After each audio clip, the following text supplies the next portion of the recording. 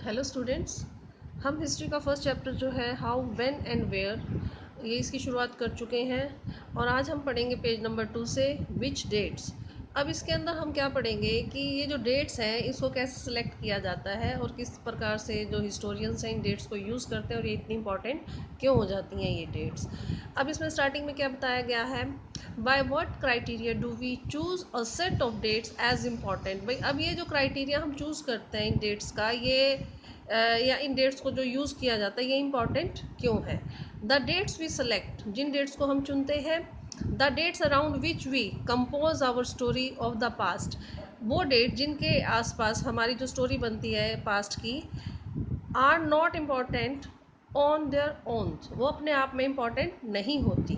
They become vital because, ये important कब होती हैं, क्योंकि we focus on a particular set of events, जब हम कोई पर्टिकुलर जो घटनाएं घटी हुई होती हैं उनके बारे में जब हम बात करते हैं तब ये डेट जो है इम्पॉर्टेंट हो जाती हैं।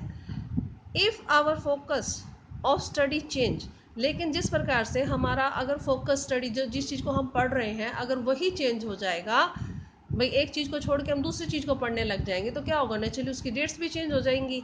ठीक है, if we begin to look at now new issues, अगर हम नए इश्यूज को देखेंगे, a new set of dates will appear significant, तो नई डेट जो है इंपॉर्टेंट हो जाएंगे। अब यहाँ पे एक एग्जांपल के थ्रू आपको ये बात समझाना चाह रही हूँ कि इस पैराग्राफ के अंदर आपको क्या बात बताने की कोशिश की गई है।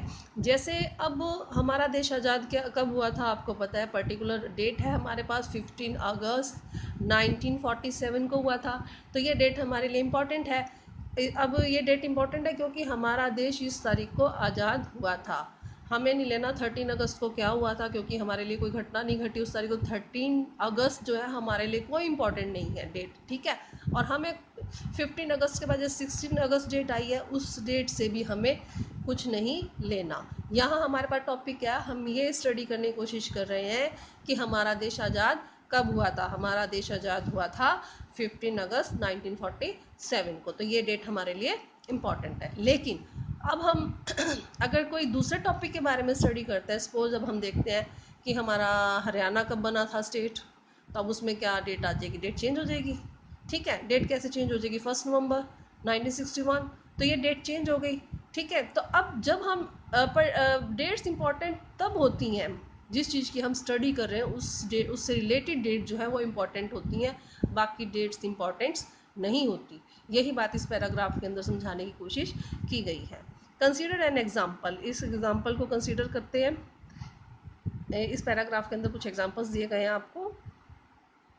इन the histories written by British historian in India, जो कि हिस्ट्रीज लिखी गई हैं ब्रिटिश हिस्टोरियंस के द्वारा इंडिया के अंदर, the rule of each governor general was important. उसके अंदर अब जो है जो रूल था हर गवर्नर जनरल का वो इम्पॉर्टेंट बताया गया है। तो अब क्योंकि ब्रिटिश हिस्ट्री जो है लिखी जा रही है तो इम्पॉर्टेंट क्या है, जिन्होंने गवर्न किया है जो गवर्नर जनरल थे उनके बारे में सारी बात बताई गई है।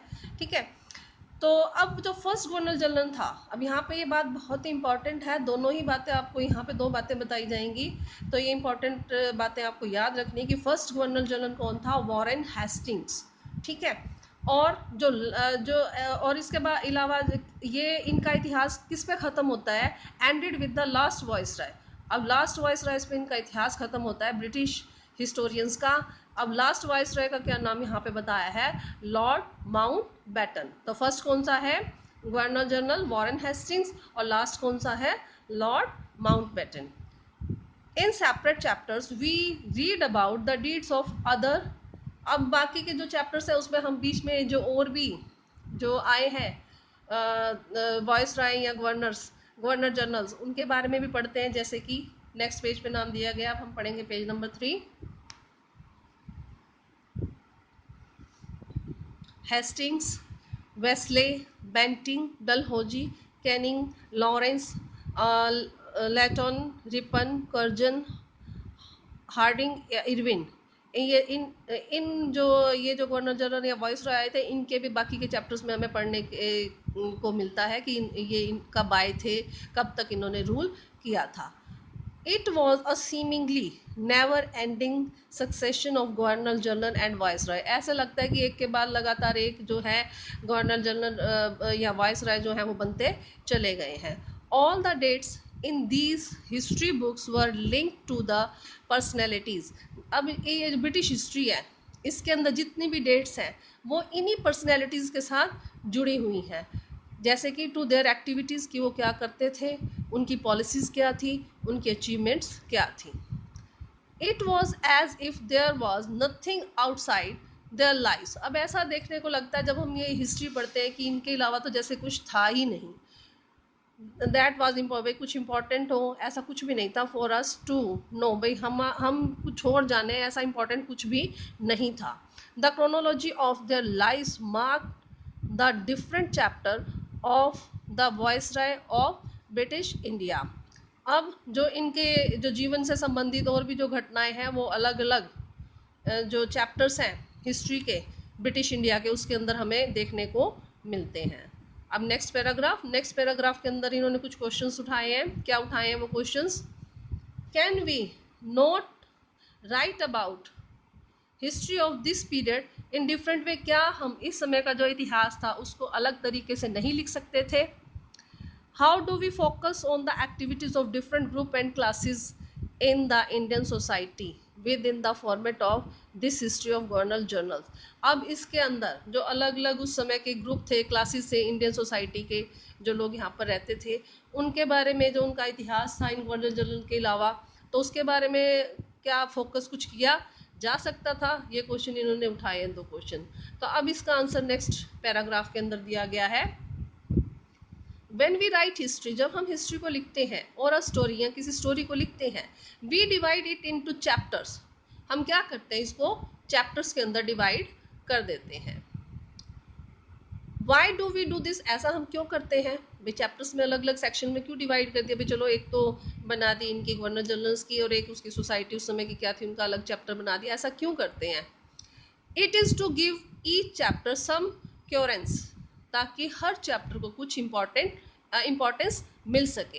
It is to tell a story in a way, ये इस तरीके से कि जैसे कि स्टोरी को बताया जा रहा है, जब पढ़ा जा रहा है, दैट मेक्स सम सेंस, भाई उसी कुछ स्टोरी की सेंस निकले और बाद में उस स्टोरी को फॉलो किया जा सके, इसलिए इसे चैप्टर्स में डिवाइड किया जा सकता है।